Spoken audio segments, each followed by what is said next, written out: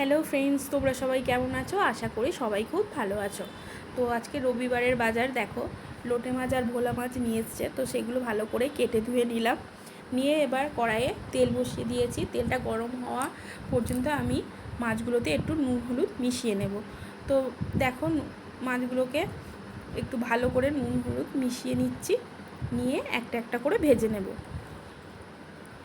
তো রবিবারের দিন এমনিতেই সব কিছুতেই দেরি, উঠে টিফিন করতে, তারপরে খেতে, ঘুম থেকে উঠতে সবই দেরি হয়ে যায়, তাই রান্নাটাও একটু দেরিই হয়ে যায়।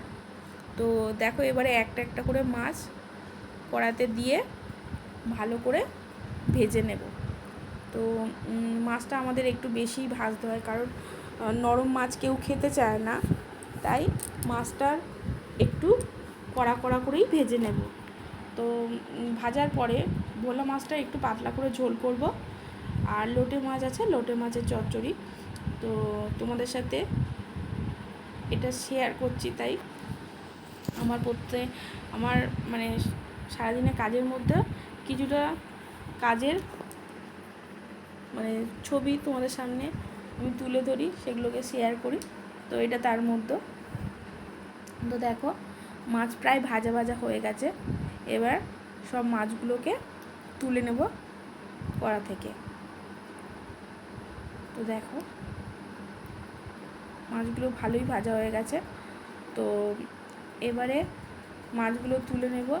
এইভাবে সব মাছগুলো ভেজে একটা একটা করে থালায় তুলে রেখেছি। দেখো, তো প্রথমে আমি লোটে মাছটা করব। তার জন্য যখন এই মাছগুলো ভাজা হচ্ছিল, তার মধ্যেই আমি আলু পেঁয়াজ এগুলো কেটে রেখেছিলাম।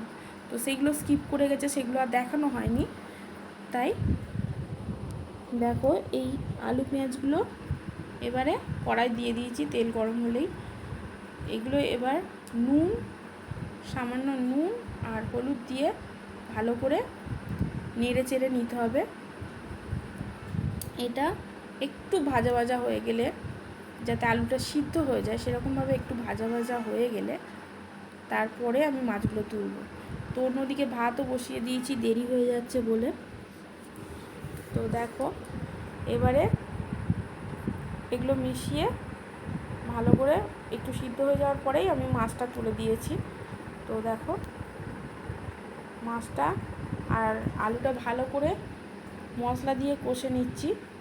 এখানে যতক্ষণ না জলটা শুকাবে ততক্ষণ পর্যন্ত নেড়ে যেতে হবে। তো দেখো, এই মাছের ভিতর দিয়ে আমি কাঁটাগুলো বেছে নিয়েছি একটা একটা করে, কারণ কাঁটাটা মুখে পড়লে খাওয়ার সময় বাজে লাগে। তো জল শুকনো হওয়া পর্যন্ত আমি মেয়েকে একটু খাইয়ে দিয়ে আসলাম। তো এবারে আমি আবার এসেছি যে জলটা শুকনো হয়েছে কি সেটা কি দেখতে। তো হ্যাঁ, জলটা মোটামুটি শুকনো হয়ে গেছে। তো দেখো, মাছটা হতে খুবই টাইম লাগে।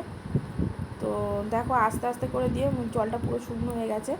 এবারে অল্প গরম মশলা আর অল্প একটু সর্ষের তেল ভালো করে মিশিয়ে নেড়ে চেড়ে নিয়ে আমি মাছটা তুলে রাখবো। আমার রেডি হয়ে গেছে। তো দেখো, মাছটা আমি ভালো করে নেড়ে চেড়ে এবারে তুলে নেবো একটা ছোট্ট থালাতে। এই হয়ে গেছে আমার লোটে মাছের ঝাল ঝাল চচ্চড়ি।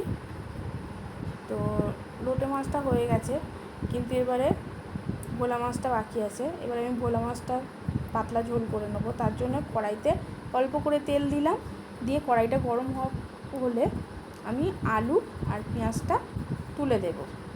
এবারে পেঁয়াজ আমি সাধারণত ধুয়েই কাটি, কিন্তু এখানে ভিডিও করতে করতে মনে ছিল না, তাই পেঁয়াজগুলো ওই জলের মধ্যে দিয়ে দিয়েছি।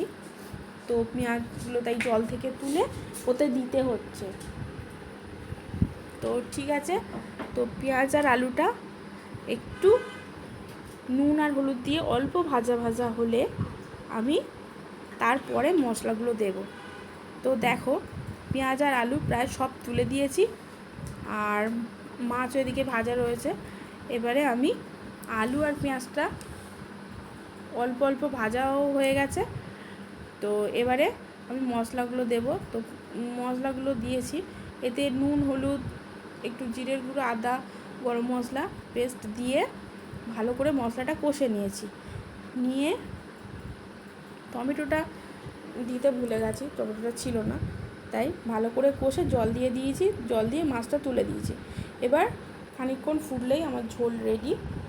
তো আমার চ্যানেলে নতুন ভিডিও পাওয়ার জন্য আমার চ্যানেলটা প্লিজ সাবস্ক্রাইব করে দিও। আর দেখো আমার ঝোল রেডি হয়ে গেছে।